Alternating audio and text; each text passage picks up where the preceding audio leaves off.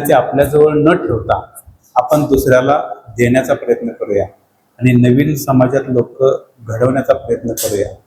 Madam, मी एवढा शब्द नक्की देतो की तुम्हाला या कार्यशाळेच्या संदर्भात माझं वसंत फार्णे फाउंडेशन हे नक्की मदत करेल आणि आपण कसं पुढं जाता येईल याचं आपण नियोजन करूया.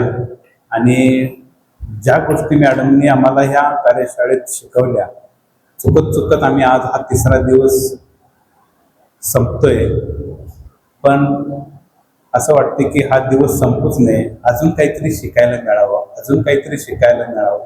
खरं तर मला ही अनाउन्समेंट करताना एवढा आनंद होतोय.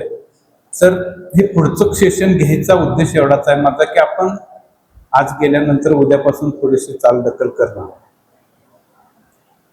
हळूहळू आपण त्यातनं मागे येणार आहे. पण नवीन ज्यावेळेस आपण कार्यशाळा अटेंड करू त्यावेळेस आणखी नवीन लोकांचे अनुभव तुम्हाला ऐकायला मिळतील आणि तुम्हाला जास्तीत जास्त हा डायस वापरता येईल.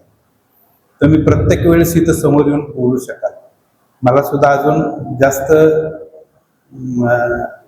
वाक्यरचना जुळत नाही, पण जसं जसं अनुभवात येईल, जसं जसं प्रॅक्टिसनं होईल, ह्या गोष्टी प्रॅक्टिसनंच होणार आहे.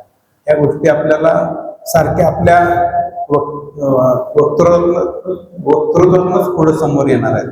त्यामुळे आपण प्रॅक्टिस करत राहूया. नवीन ज्यावेळेस पुढे कार्यक्रम होईल तो आपण सांगेल. योगिता मॅडम, हे तुम्ही ज्ञान दिलं, खूप खूप आभारी आहे तुमचा. इथून पुढं अशीच आम्हाला साथ द्यावी एवढी विनंती. धन्यवाद.